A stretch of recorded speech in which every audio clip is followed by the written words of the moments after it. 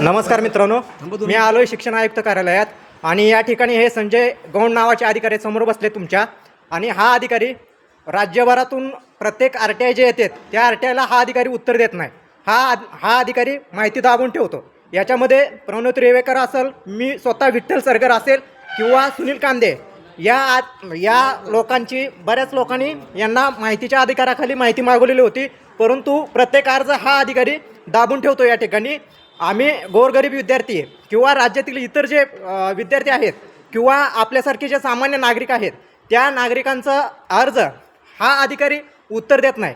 परंतु काहीतरी एक प्रोसेस असते, त्या प्रोसेसला सर्व अर्ज दाबून ठेवणं हे चुकीचं आहे.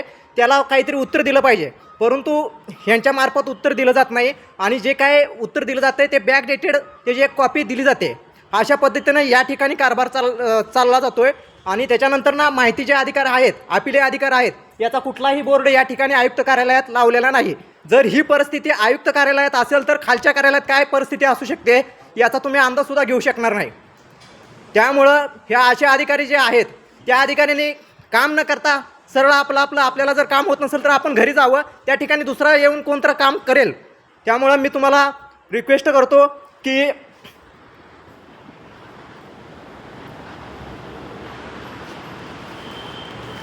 मी या ठिकाणी आलेलो आहे आणि तुम्हाला सगळ्यांना विनंती करतो की हा व्हिडिओ मी यूट्यूब किंवा फेसबुक इतर माध्यमातून टाकण्यात येईल आणि त्या ठिकाणी हा सर्व राज्यभर व्हिडिओ तुम्ही व्हायरल करा.